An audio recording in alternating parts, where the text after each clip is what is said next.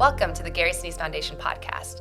In today's episode, we're joined by a dear friend, Ginger Gilbert Ravella. Hi, Kristen. Thanks for having me today. Ginger is the widow of American hero, U.S. Air Force Major Troy Gilbert. She has faced unimaginable loss with remarkable grace. She has taken her grief journey and turned it into a powerful outreach that has impacted and continues to impact so many others who struggle with similar loss. Her strength and commitment to honor Major Gilbert's legacy is an inspiring testimony to the enduring power of love and redemption. So Ginger, to start, could you tell us about Troy at home and as a service member? I love talking about him. He was my college sweetheart. We met in the cafeteria of our I love that. college dorm, and he was just the most handsome boy I'd ever seen. He was 17 years old, freshman in college, and I was a sophomore. And I just knew, though, right away, besides him having just, this Tom Cruise-esque vibe, that there was something so deep about his heart and the way that he loved people. And I thought, I want to hitch my cart to that wagon, or what is it? I want to hitch my horse to that wagon. He was special. He always was. And he had grown up in a military family, an Air Force family. His father was enlisted in the Air Force. And so he'd lived all over the world in this kind of crazy, exotic life. And I grew up in a little town and never moved. And so he was so interesting to me. But I think as time went on and we dated all through college and then got engaged and got married the week after we graduated from college, I thought, I don't know what this life with him is going to look like, but whatever it is, it's going to be grand and it's going to be lovely. And it definitely was. Oh, I love that. Yeah. I love that. And so Troy is actually the first service member that Gary met, befriended, and then later died in combat. And so he's the first hero that he had met that paid the ultimate sacrifice for our country. But the one thing he always talks about with Troy is just the impression that Troy made on him and that you made on him. And so can you share with us about the first time meeting Gary? Wow, that is unforgettable, really. So Troy, we had been in the military. He had been serving and flying for 11 years at that point, and he was the wing commander's executive aide. Okay. And so he got tasked as the wing commander's executive aide to be in charge of Gary and his family when Gary came in. Which is a big task. Yeah. When Gary came in and his family from California to Luke Air Force Base in Phoenix to take care of Gary and his family that day. And so Troy, I remember the night before, and here he's an instructor pilot in the F-16. He'd already had an operational assignment. He was instructing. He was working for the wing commander, and he was also working for President Bush at the time. Oh, my goodness. And so he was super busy, and our life was crazy. We had 3 young children at the time who were, they were like 7, 4, and 2, and I was pregnant with twins.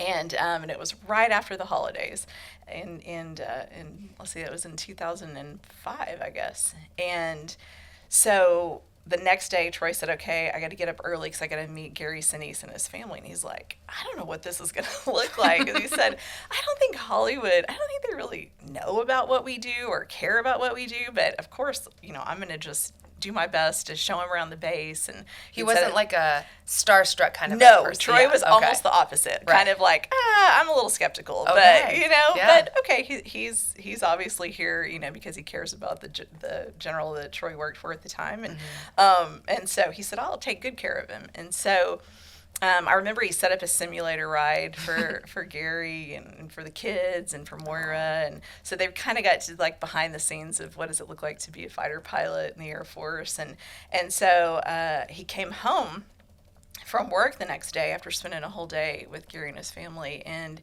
he was almost, talk about starstruck. That's when he was starstruck. And it wasn't because of anything Gary had ever done, in Hollywood. It was the way that Gary responded to what does life look like, to be a military member, to serve, to fly. He said he was so invested and interested and kind and humble and caring. And he said, wow, Ginger, he said, that Gary Sinise is a real American patriot. And for Troy to say that, I'm not even sure he'd ever said those words to me before about anyone. Oh, and so he said, you got to, okay, the dinner's tonight. Like, so I had to get ready, get the kids, get a babysitter, and I'm giant pregnant with these twin baby girls. I was due maybe 6 weeks later. And so I go that night and meet Gary, and I'm starstruck because, he's Gary, and I love Forrest Gump and CSI New York and all that. And so I'm standing there and I'm thinking, I think I'm having contractions. And I remember standing there shaking his hand and thinking, I don't feel right. I don't feel well. And got to meet him and take a picture and all of that. And then the next day I went into the doctor and I had to go on bed rest. So Gary was the last human being I saw for 5 weeks. And we laughed. Gary and I laughed about that moment of meeting. But it really was a connection between Troy and Gary and the kids. It was. And I'll never forget it. Yeah. It's like you guys became family. Yeah. That's something that I feel like with Gary, it's always, he's always a familiar. Yeah, he always has that, it's because it's deeper for him. Mm-hmm. And I think that you guys were really, truly the first military family that really kind of became his family. I think so. And then shortly thereafter, Troy deployed. He did. So we had the twins just about 5 short weeks later. Mm-hmm. And so we had, 5 children under the age of 8. And Troy comes home and says, I'm going to Iraq. And it wasn't what he was supposed to be doing, that assignment. Like I said, he was instructing and working for President Bush. But when he was called up to do it, he said, this is what I've trained my whole life for, is to go to combat. And so when he left, September 3rd of 2006, we were all sitting around the kitchen table, I remember, and he was telling, my boys were in 2nd grade and kindergarten, and he gave them a little F-16 pin to put on their backpacks. And he told my oldest son, Boston, he said, now you be the man of the house while I'm gone, and Daddy will be home in 4.5 months. It will be right after Christmas, because kids kind of mark everything by holidays. Mm-hmm. And then my daughter had just turned 3, Bella, and he kissed her, and the babies were 6 months old, and they were sitting there in their little high chairs.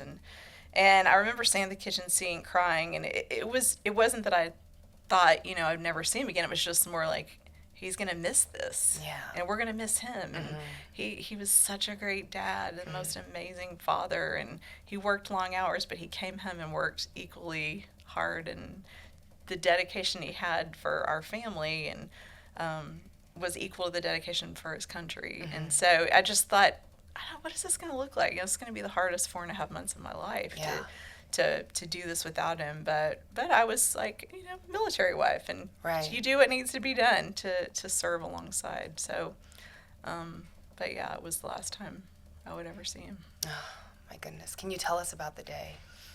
So 3 months later, like I said, into a 4.5 month deployment. So 3 months into that 4.5 month deployment, it was right after Thanksgiving, November 27th of 2006.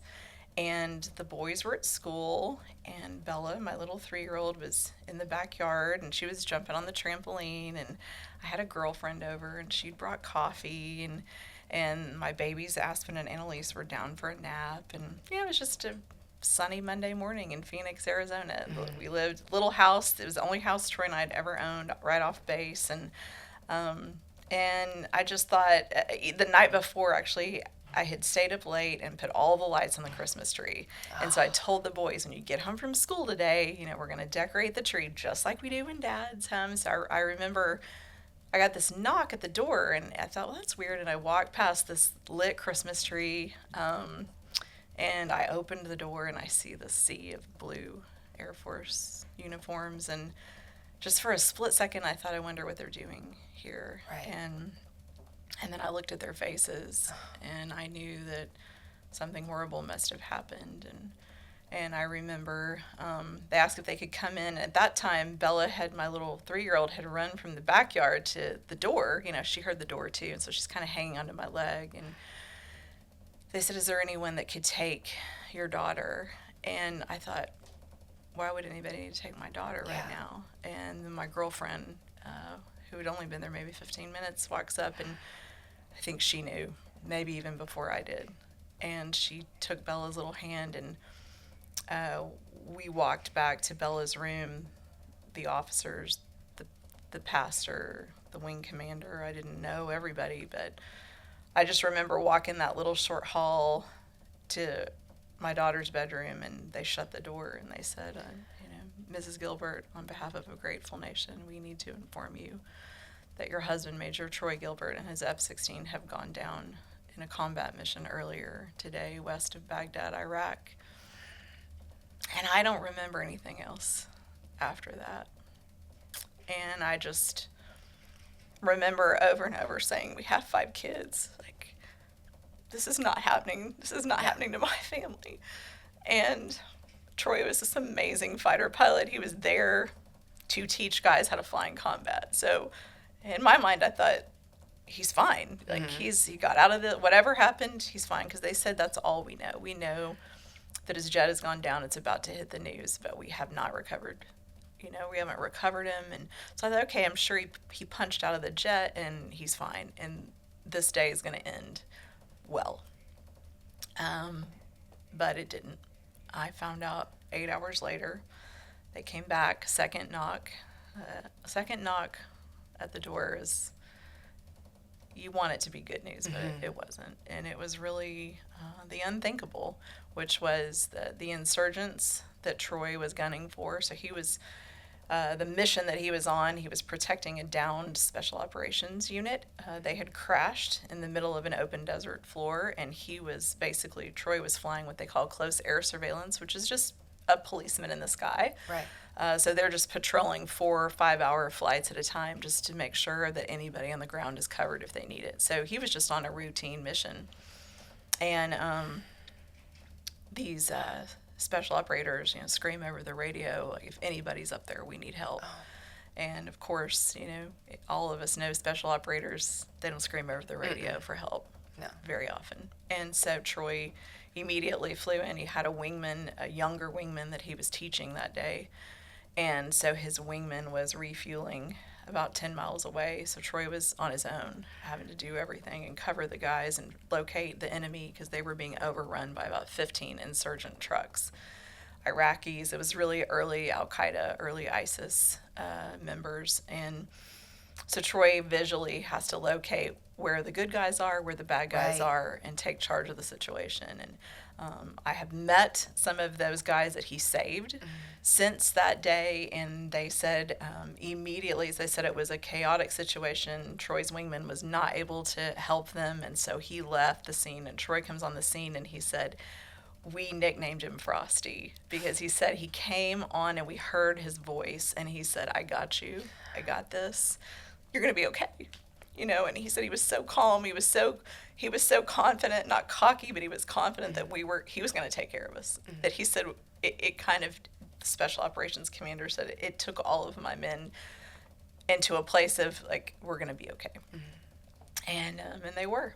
And so Troy had to fly what they call a low-level strafing mission. So he was flying perpendicular to this road. So the downed special operations unit, the helicopter, about 20 special operators were trying to take cover on the desert floor, 15 insurgent trucks coming for them. There was a couple of miles in between them. So Troy can see all of this. And he said, but I couldn't, they explained it to me later, he couldn't drop a bomb because he would have taken out the good guys. So he had to use visual acuity and the gun on the F-16, which means you got to fly close enough to see, visually see your target. So he was passing and using the gun and taking out the enemy trucks one by one and giving the guys some space to reload and try to fight back. And it was Troy's last pass. He had his finger on the trigger of the F-16, on the gun on the F-16, and he was ascending to take another pass, and his tail clipped the ground. And so he was maybe 50 feet lower than he was on the first pass. And so when they came back to tell me what had happened, they said, we had to take some time before we could get into the crash site because there was just IEDs everywhere, and there was just so we didn't want to lose anybody, so we're trying to secure the area. And by the time that happened, the last truck of those insurgent trucks peeled off when they saw the jet crash, and they took Troy's body. They had the Air Force had a Predator that had filmed the Predator was filming the whole battle that Troy was in, and the mission that he was on, and then it caught on film this insurgent truck. The guys got out, Iraqi terrorists, and rolled up Troy's body in a carpet and threw him in the back of a truck and took him as a war trophy. My husband and the father of my kids. I can't, it's just unimaginable. It's, and like for you, in the face of such, like, the profound loss, this is the love of your life, this is, your sweetheart, and to experience that, and here you are with 5 young children, how do you even navigate forward? I mean, I was 36 years old, and I never wanted to be a single mom. And military wives, spouses, like, they are single parents a lot, in theory, because the member is gone a lot, deploys, but you always know they're there, right? Even if you're having to take care of everything and everyone. And so the reality of waking up the next day and walking into a whole new future that was without him, and trying to explain to my kids, obviously Troy was a great man of faith in the Lord, and I knew that immediately, he was home with the Lord if he'd been killed, but we didn't know at that time whether he was a prisoner of war, whether he was alive. They did not think that he could have withstood the impact of the crash, but there was no body, there was no evidence. And so that was a kind of horror that I never could have imagined, was to think that what if he was alive and he was a POW, like so many heroic members had been before him in past conflicts. And so they told me that there was some skull fragments that were in the jet wreckage, and they said, we will have to send those back to the States and have them cross-matched with Troy's DNA on file with the military. And if it's a match, then we will know there's no way that he could have survived missing that part of his skull. And that is how, so for 5 days, his status in the official military system was duty status, whereabouts unknown. And I just think that there was something about that status to me that was, it left me adrift, because it was like, if I knew he was gone, I knew he was with the Lord, and I knew we would see him again. But I thought, if he's alive and they have him and they're torturing him, like, how could I get up the next day and be so helpless? And so for those 5 days, we waited, we prayed. I actually got a package in the mail from Troy that he had sent the week prior to my kids. So if you can imagine, opening my front door and the mailman standing there with this box with Troy's handwriting to me and the kids. And it was a video he'd made of himself for them for Christmas. And it was the greatest gift from the grave, honestly. But yeah, at the end of that week, the DNA reached the States. It was a match, and it was confirmed. And so his status changed to killed in action. Okay.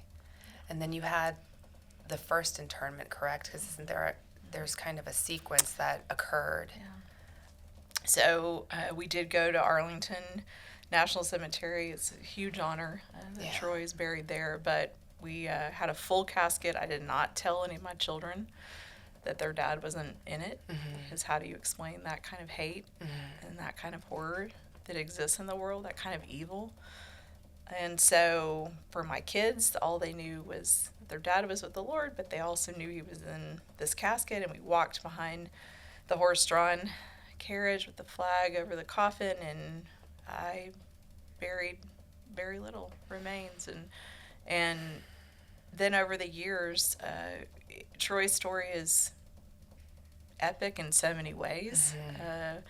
The day that he died, of course he died, all these men go back home to their families. He was a war hero.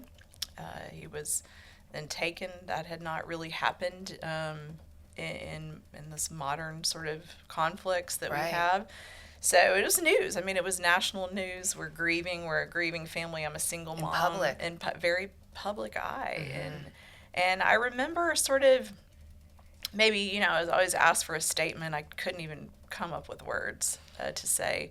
And then I think it was probably 7 or 8 months after the crash, and it was like a news story, and maybe it was like political and anti-war or anti-service member or something, and I think I just got mad, and I was like, I knew what they were doing. I knew whether you agreed with the war or the president or whatever. It was like men and women are risking their lives for democracy, for freedom, and we need to support them. Whether we support anything else or not, we need to support them, because I know what's going on, because I had a husband there. I knew the stories. I had friends, husbands who were there, and wives who were serving and doing amazing things to help the country of Iraq and the innocent people that live there. And all in the name of freedom. And so I kind of did a little press conference, because I was like, I think I kind of got mad. And I wanted them to know from the story of a Gold Star family, wait, like, we need to support these men and women. And it just kind of started sort of a journey of being able to represent amazing Gold Star families all over this country. Absolutely. Be a voice. You haven't stopped. I haven't stopped, yeah. And I know Gary was, a part of the journey and along that, and has been a very big advocate of yours. He was, and I remember we went to the first Snowball Express that Gary the band played in 2007 in California, and we got to take the kids and go back behind the scenes, and that was the second time I saw Gary, because the first time it was Troy was alive, and life had changed a lot in that year, and Gary had. I just remember we walked backstage, and I only had my boys with me, but I just remember he was so you could see the grief in his eyes for what we were walking through, and I just from that moment on, I mean, Gary was just a part of our family. He would check on me, he would check on the kids, and I just thought, this is not going to last. I mean, he's busy. He's not, this is just, because he met Troy, and it all happened so quickly after that. Like, this is sweet, but I know everybody goes back to their lives. I mean, that's just how it happens, and it's okay. At least he was great while it happened. No, I mean, here we are, 17 years later, and Gary is a dear friend, and he's invested in me and my kids in every moment since. Yeah. Still texting. I'll send him a Christmas card. This is before, obviously, that we all live in Tennessee, but I would send him a Christmas card from wherever we lived and send it to California. He'd send me a picture of him looking at the Christmas card. I love it. I was like, wow, this guy is special. Yeah. I know even from starting at the foundation, you have always been such an integral part in just our support work, and just he's always wanted to be inclusive of you, and anytime we're ever doing anything for families who are fallen, he's always brought you up. He's always brought up the kids. Like, it's just been extremely important to him that you know that you're never forgotten, and that he never forgets Troy. And I know that he shares his story to be able to share his name and his legacy as much as he can, and that he's truly, his heroism is celebrated and honored, and that it's, not only the people that he saved, those service members. I mean, I can imagine do you still have relationships with them, or do you still communicate with them? It'll be kind of in and out, and I think a lot of them have struggled with survivor's guilt and have thought maybe I didn't want to meet them, but it's not the case at all. I love to know them and other stories. One of them in particular has taken my boys hunting,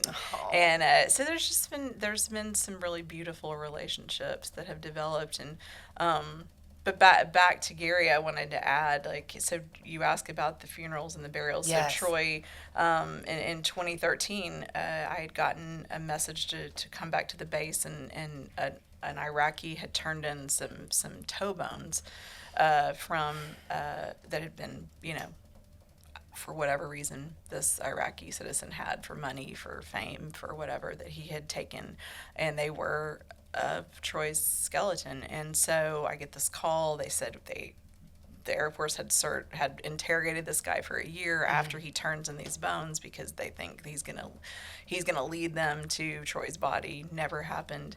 And so they're like, "What do you want to do, Ginger? This is years 7 years, 7 years after 7 years later the original burial." And I said, "Well, we're gonna go back to Arlington, and if I have to do this 100 times, I will." And so 7 years later, we had gotten a lot of healing, and my kids were older, and so they all spoke and said something at the service, and they all understood what had really happened that day. And I remember talking to the medical examiner on the phone at Dover, Delaware, at the base, and he was really kind of my liaison with, like, what was actually going on, and those remains getting now shipped back to the States. And I said, "I really want to understand. My children are asking me, what do I have buried?"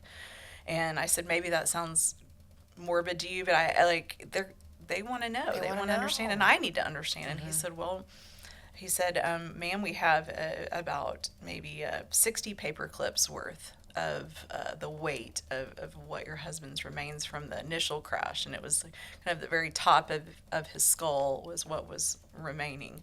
And then he said, "Now, 7 years later, we have this, like, toe bones, and the very tip of his toe bones." And I remember sitting there, Kristen, on the phone with him, and I said, "So you're telling me that I only have the very top of his head and the very tip of his toes? That's all we've got?" And he said, "Yes, ma'am." And I started crying. And I said, "Well, I don't know if you're a man of faith, but I'm a woman of faith. And I can tell you, that is God's message to me, that he's got him." Top of his head to tip of his toes. He's like, "I've got him, Ginger." And it wasn't that I gave up hoping and praying that his full remains would come home one day, but it was really a different kind of peace to know that no matter what happens, God's got him and he had us. And for 7 years, I had watched the Lord carry the kids and I through the absolute nightmare of losing their dad and starting a whole new life over without him. And so we went back to that service, I remember, in 2013 with just, we walked away from it with a different perspective and still praying and hopeful and wanting and believing that someday he would be recovered. Right. And, but then that day did come, and it was almost 10 years to the day that we lost him. It was in 2016, and I got a call. I was at my daughter's volleyball game, and it was the same general that he served under, and he said, "I have the best news for you." And he said, "Troy's been found." And it was an epic, heroic mission. I mean, thousands of men and women, military men and women, had looked and searched for his body and had never found him, and came home so disappointed and felt so sad, because that was their goal. They were assigned this mission to find him and never did. But this amazing, the men and women of our intelligence community and military community never quit searching, and they found evidence that somebody that they thought was going to lead him, because he had been traded. Troy's body had been traded by Iraqi tribal leaders throughout that 10 years as a prize. And so his body was brought back by special operators, was actually flown home by the same unit that Troy saved. No. Yeah. And I just think that to me was like a testimony of when our military members say they will never leave anyone behind on the field of battle, so help them God. They took it to heart. Oh my goodness. And so those brave men got to fly Troy home, and they knew that he'd saved their unit all those years before. So it was, Troy's the only service member to be buried at Arlington 3 times. That came up one day on my phone, because I get notifications if anything comes up in the news about Troy, and it was a trivia question. and it said, who was the only military service member to have 3 burials at Arlington National Cemetery, and it popped up Troy's name. And I just, his friends, his military friends were like, oh my gosh, Troy was such an overachiever. This is so him. Oh my gosh. Of course they'd find a good joke for that one. There's a point where, you just gotta laugh. And I was like, yeah, he does. But it was, I remember at that service, and I'm walking, the kids and I here, my oldest is in college at this point. I mean, they're growing up before the public's eyes, and we're walking that beautiful trail that goes from Fort Myer Chapel down to Section 60 where Troy's buried, and all the white marble headstones and the hills, the grassy hills, and we were walking behind that flag-draped coffin pulled by that horse-drawn carriage, and I look back and there's Gary. Yeah. And Ella. I think Ella was with him. And I just remember looking at him, and there were maybe 400 people, and I thought, that's Gary Sinise. 10 years later, he's still with me. And so I'm really honored to be his friend. Yeah. I remember him finding out, and that he was determined in his schedule. His schedule was chaos then, and he knew he had to be there, and he didn't want to interrupt or anything. He just was like, it's not about him. He tried to be very inconspicuous because it was about Troy, and it was about you and your family, and that it was just very important for him to show up and to be able to show you support. I think that's just the overarching theme of Gary's life is showing up. I think that's a beautiful way to put it. Is he shows up when it's not easy, when it's inconvenient, when it's a sacrifice, and always with the most kind, humble spirit to anything that he does. That is the theme of him. So, for your children, how do you preserve Troy's legacy? Like, how do you what am I trying to say? Like, preserve his memory? That's, in some ways, Kristen, that is so easy because he was the love of my life, and we were together 17 years, and the father of my kids, and an incredible officer. He was an incredible husband. So in some ways it's easy. Of course, he's easy to talk about. But in other ways, for children who have no memories of him, for me to bounce off, remember when we did this, or remember when he did that, I'm having to create those memories for them. And our youngest, the twins, who were just 9 months old when he died, no memories at all, and they just left for college last week, and it was bittersweet that I thought they don't know what he'd be feeling today, but I know he's watching, and I was helping him in their dorm room get everything set up, and one of them, she had pictures of him that she'd brought in little frames to college. And I think that's just, Gold Star kids are always trying to make the connection with their lost parent. And I think there's a grief that the little ones have of not remembering. There's a grief in that. And so I think we try to always, we talk about him, and thankfully I've had the platform to share his story publicly and help a lot of other families through it. And I'm excited for their own journeys now to how they're going to weave their father into their futures. Yeah, and you never gave up on love, and you ended up finding love again. I did. Yeah. I did. It was a really beautiful God story to meet a man named Colonel Jim Ravella, and who we all love. Who we all love. He's way more famous here than me. It's a sweet, beautiful journey. So I had a couple of months after Troy died, and I was just completely in a state of disarray and overwhelm and anxiety and depression and insomnia, and very angry with a God that I had loved my whole life. And I had a friend, a military spouse, send me an email one night, and I was up, I couldn't sleep, and checked email, and she said, she goes, "Hey, Ginger, it's Jennifer." She said, "I don't know what to say." And I think that caught my attention, because when you lose somebody and everybody's kind of trying to come in and tell you how to feel and be and grieve, it's not, you sort of shut it all out. You're like, you don't understand. But she came in with this humble, like, I don't know what to say, but I got this email. I don't know these people, but I just wanted to forward it to you because it's a beautiful email from people who have suffered and they're faithful. And I know that you're really mad at God right now, and I just, maybe it would encourage you. So, like, all right, she came at it in the right way. So I'm gonna open the email, and it was this email that a man had written to his friends and family about his wife, who was apparently very ill.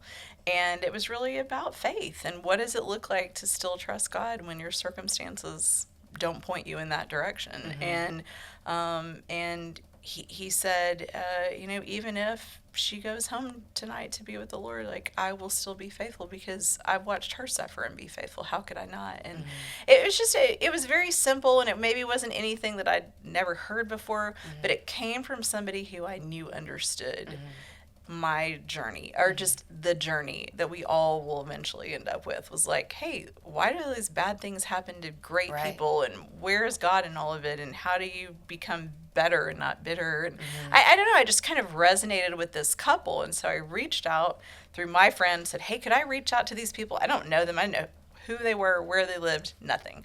And she said, oh yeah, I don't know them, but my friend knows them, so just ask her. So I reached out and I said, hi, my name's Ginger Gilbert. I lost my husband in Iraq. I don't know who this family is. Do you think that they would mind? And the friend of a friend said, oh my gosh, no, they're actually a military family. Because there was nothing in the email about it being a military family at all. I said, no, they're a military family. In fact, he's a pilot. I'm sure he'll know Troy's story. Everybody knows Troy's story. Yeah, they are so great. Reach out to him.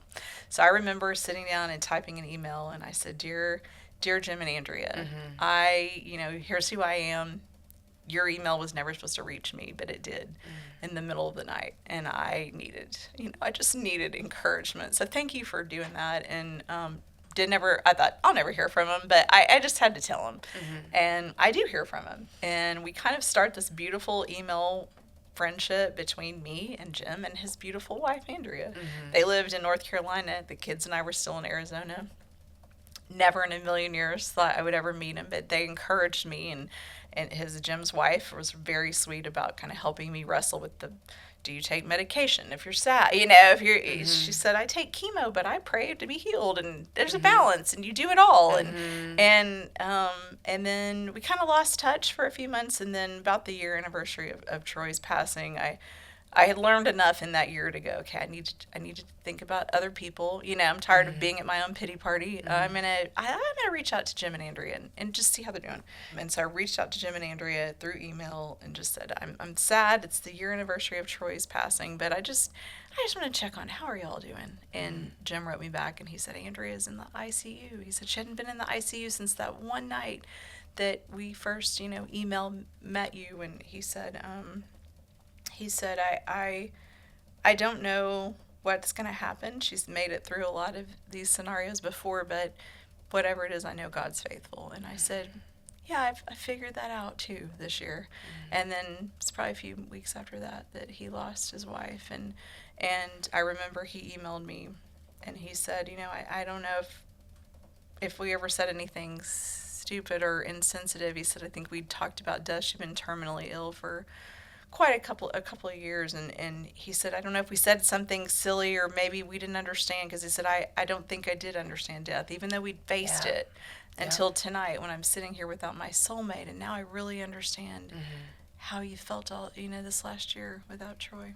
And it just as God would have it, we ended up actually meeting face to face, and I think we both somehow, some way just thought, we're going to end up together. Yep. Yeah. And the beautiful thing is that you're willing to share about it, to help other people who are going through the unimaginable. That's a great way to put it. I think it's so true. I think when you become a person who has experienced great loss, whether it be a family member or maybe a limb or, when you just experience a loss of something where you felt whole and you don't feel whole anymore. I think there is this commonality of just coming together and going, oh, wow, I didn't know there were this many hurting people or broken people or people kind of walking wounded is how you feel when nobody can tell that you're missing a whole part of yourself. Right. And I saw that in Jim and he saw that in me. And so I think, he has, at that time he had a son in college and a son almost about to graduate from high school, and I had kids in diapers, and I thought, are you ready for this? like you're about to start totally over. And it was just, he just knew. He said, I just knew that I was supposed to be a dad to those kids, and I was supposed to kind of take the baton from Troy. And I think because they're both fighter pilots, and there's this like sweet brotherhood that though they never knew each other, and maybe for Andrea and I to have this commonality of being a military spouse and being moms, it was like we all kind of knew each other in a way, and even though we didn't know each other at all. And so we teamed up. We kind of became a modern day Brady Bunch. Exactly. So we had 7 kids all together, and we're like, all right, what are we going to do now? I love that. And if there's something that I know with Jim and with you is that you take the time to honor your loved ones. So what are some ways that you all honor Troy on special days like anniversaries and like Memorial Day? Jim is a super humble guy, as you know, and he has done a really, really beautiful job that I don't even know I could do, where Troy's very public. I mean, Jim's been through 2 of the 3 funerals as my husband, and I remember him standing there at the funeral and Facebook living the service and salute with one hand, holding the phone and saluting the casket with the other. And somebody snapped a picture of that, and I thought, that's Jim Ravella. He's like, outwardly, I want people to know who Troy was, but inwardly, he saluted him as a brother in the military and as the father of now what would be his children and the husband of what is now his wife. And so I really, Jim was just made for me and for us. Yeah. And so you guys, you do things together to honor Troy, and that's just... We do. And I hope I do the same for Andrea. Oh, you do. And we just we kind of say, we all live in the house together. It's just some people you don't see. Yeah. Oh, I love that. But we're all in it together, and your heart kind of just grows, I think, until you maybe lose somebody and remarry. You don't really understand, like, how can you love 2 people at once? I'm like, well, how do you love 2 kids? You don't just love one. Right. Your heart grows. Yep. And so our hearts are bigger now through loss. Absolutely. You shared a little bit about how the Gary Sinise Foundation has supported your family. Can you dive deeper into that, and how did it feel being around other families and being a part of events that are really curated for the families of our fallen? That first snowball in 2007, before Gary had actually taken it over, when his band was just playing at it, I think that was one of the first things that the kids and I had ever done. And then as the years have gone on now, and we've gotten to Gary Sinise Foundation and Gary have taken on Snowball Express as a mission, and the kids and I have gotten to go and experience it. It's so powerful to be with other families, and it is not necessarily... the conversations happen naturally because you're talking about the VA, or you're talking about all the, scenarios that happen. But there's an unspoken thing that happens where you're like, we're all in the same boat. There's a commonality of service and sacrifice and loss that you just don't even have to speak of. And I see that in the kids a lot. They don't necessarily talk about it at Disney, but they all know they lost their dad or they lost their mom. And I think there's a pride that comes when you're all together as a unit. Like, the nation needed our loved one, and they stepped in and they stood up and they did it, and there's a pride in that. And so I think there's just a lot of healing that happens in being together. And then now I've gotten to go forward and do community events with Snowball, which has been fun. And then now I get to run one of the initiatives, Never Alone. And that was my next question, is just, you yourself have just expanded into this true beacon of hope for so many of the families who are fallen, and through your support work. And can you tell us about that? Well, like I said, I thought widows, when I was maybe growing up, widows to me were little old ladies at church that had been married for a long time, and they were just, grandmas, and I didn't really realize till I became a young widow with little kids, like, there's a lot of young widows out there. And so I didn't have, it was 2006, there was not groups online and all the things to support, and so I kind of had to navigate with just maybe myself and one other random widow that God brought into my life that lived across the country. And so now I'm like, wow, we have a group of people in the Gold Star community of widows who can team up, partner together, and I can work with them on the things that I wish somebody would have helped me with. Absolutely. How to navigate in-laws, how to navigate dating again, how to be still be hopeful in really dire circumstances. And so it's Never Alone was founded as a ministry founded by my dear friend Rachel Faulkner Brown, and she lost her husband in a training accident in the Air Force a year and a half after I lost Troy, and her friends had actually reached out to me. I remember the day that Blair passed away, when he was killed in Mississippi in that training accident. Her friends reached out to me and said, Ginger, you're the only pilot's widow we know who had little kids. Would you reach out to our friend Rachel? And so I did. And then, all these years later, now we get to do this ministry together, and we get to be the big sister to maybe someone who's, after us. And absolutely. It's been a blessing, huge blessing in my life. You've been such an inspiration to me, and absolutely Gary. And as you know, the Sinise family recently suffered the loss of Mac. And so what I wanted to ask you is, what advice do you give to people who have recently struggled such an incredible loss?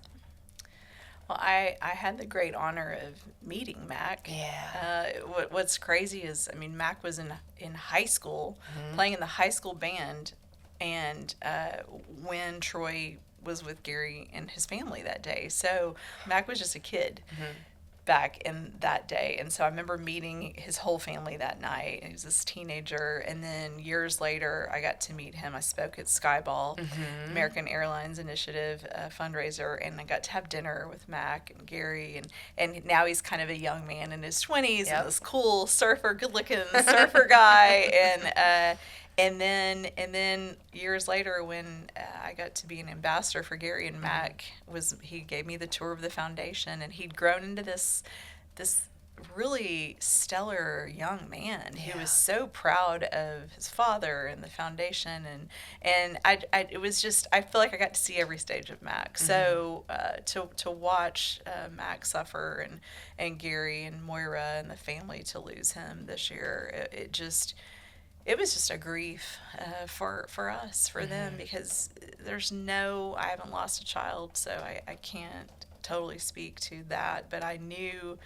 that Gary and Moira and Ellen and Sophie, I knew that there was a hole in their life, like a catastrophic sized hole, when Mac passed, and so I think we could just, again, that sort of just commonality of sitting with Gary and holding his hand and just saying I'm sorry from a deep place of truly understanding that kind of pain. And then for Jim to get to work for Gary now, and to also call Gary his friend, and to talk to Gary over the last few years of just caregiving for Mac. And so I just feel like so many years ago, God put our family with the Sinise family to walk through things none of us knew.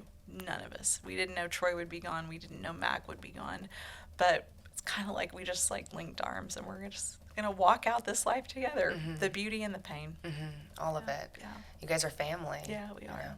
So what would you share with our listeners, and is just, how do you console a friend or a family member who is struggling, who is just is just new to their grief journey? That's a great question. We do get asked that a lot, and I would say there's probably a couple of things I would recommend that you do if you're walking through someone who's either terminally ill or someone who's just lost someone. Yeah. I think one of the things is don't just say, hey, if you need anything, let me know.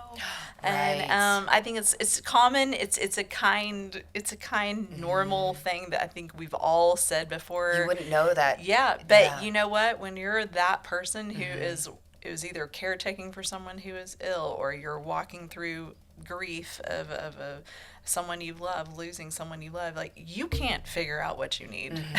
So to let anybody know. Right. And I just remember people, military guys, Troy's friends, other pilots, just people in our church just showing up literally with a casserole, with a plunger, with a hammer. I remember one of the guys taught one of my kids how to ride a bike. I mean, it was just like practical ways that people didn't just say, let me know if you need something. It was like, here you go. And they just showed up. And I think that is one of the biggest pieces of advice I would say is just say, hey, I'm going to come over Tuesday or Thursday and wash your car and fold all your laundry and take your kids to the park. So which day works for you, Tuesday or Thursday? Just make it simple and clear and easy for them to sort of go, oh yeah, that'd be great. Tuesday would be great. Thanks. And so that would be one of them. And the other thing I would say is it is true that so many people are there in the beginning when you lost somebody or you've gone through some tragedy, but then people go back to their lives. It's a natural thing that happens. But if you can be that person that really is there 6 months, 9 months, a year, years later, Gary's the perfect example of that. He did not just show up for me in the beginning. He's continually been there for my family, for others. Is just to remember those special dates, the hard ones, the holidays, Father's Day, Mother's Day, the day that they passed away. Just to say I'm thinking of you and say their names. I mean, I love it when people say Troy's name. Absolutely. It makes me happy. So what message of hope and encouragement did you find the most inspiring and the most helpful? I think meeting other people was huge. People who had suffered, who had walked through the valley and come out on the other side and were still kind and gracious and positive and faithful, and I just wanted to be like them, because you feel there's kind of a point, I think, in a grief journey where it's almost a fork in the road, and you're like, it's much easier to go down the path of like circling the drain darkness, and the darkness. It's easier to give into that, and I'm just going to be bitter. And is that the path? Because that feels easy. That feels like the natural path. The other path is a choice to go, this is not, I don't want to live in mediocrity, or I don't want to live in anger or bitterness. And I've watched that happen. I've watched that happen, in people I know and love, and they're lonely. They're sad and lonely people. And I was like, you know what? Troy didn't quit. No. He was not a quitter ever. And he certainly didn't November 27, 2006. And so if I quit now, I'm not honoring him. And I want to honor him. And I want to help people in his name and in God's name. And like, so help me God, I'm doing it. And it's just I have been blessed from it. That's the cool thing, is when you just step outside of yourself and your own pain and your own journey, and you wrap your arms around another hurting person, you are blessed and you're filled up. And I am so privileged to be an ambassador for Gary and get to do that for Snowball families, for Gold Star families, for Never Alone widows. It's just, it's really one of the highest callings and privileges of my life. There is hope. Yeah, there is. There's hope. Yeah, exactly. Just exactly. Yeah. And so, okay, so you touched on your recently empty nesters. Yes. You guys have, this new chapter, like a new chapter has begun. What does the next chapter look like for you? Wow. I know I'm 7 days into empty nesting, Jim and I. And obviously, Jim and I got married with 7 kids. So this is our first. We're like, oh my gosh, it's just me and you. What? But, I think as I've been sort of reflecting just this last week, it's very fresh with my last of my girls in college now, is I don't want to quit. I don't want to just kind of like watch TV and check out. I still want to. There's other people that we can love on. Jim and I were talking about that last week because he's an amazing chef, as you know, and I'm a designer by trade, and I love a beautiful home. And I'm like, you know what? There's gonna be more people that just because our kids aren't sitting around our dinner table anymore, there's more people we can bring in and love on, and whether it be widows or veterans or whoever it is, we're sort of like, we're up for it. Let's do this. I love that. Let's don't quit. I love that. And I actually did want to bring up your book. You guys did share, I'm going to grab it right here, your story in this book. And so people can purchase it and get even more, really just the beautiful journey that you two share together. And the fact that you and Jim wrote it together is... just prepare for a lot of tears.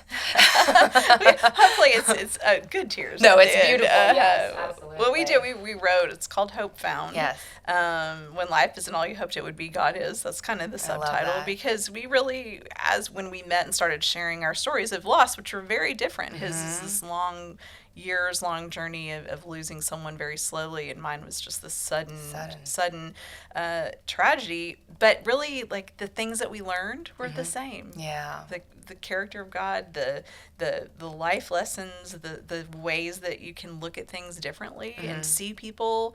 It was all similar. So it's a dual voice book, obviously his voice and my voice, and it's written to anybody who's just sort of trying to find their way in circumstances that they did not ever see themselves in. I love that. Well, people can go ahead and purchase that one. Everybody needs to read it. It is truly about hope. Yeah. And I think that is something that you just spread everywhere that you go. And I cannot thank you enough for joining me on this podcast and really being a true lifeline for a lot of people. And there are a lot of people out there that are struggling. Well, I appreciate you saying that. I think, Jim and I always, when we get to share our story, or I get to speak at a charity event or anything I get to do for Gary, I always say, that we can live without a lot of things in life, right? Yeah. We can live without things that we think we can't live without, maybe. But the one thing we really can't live without as human beings is hope. Yep. And so I believe Gary does a beautiful job of spreading hope all over this country, and I love that I can be an ambassador for him, hopefully be an ambassador for Troy. You are. And just spread a little bit of hope Yep. in the places and the people and the stories that need and deserve it. Yeah. Troy's legacy lives on through you. Thank you, Kristen. And your family. Thanks for having me. Absolutely. So, as we do with every episode, we will let our beloved Mac close out the show. You've been listening to GSF Podcast, the official podcast of the Gary Sinise Foundation. If you'd like to find out more about what the foundation is up to, or if you'd like to make a donation, please visit GarySiniseFoundation.org. Make sure to tune in next time for more interviews, and thanks for joining us.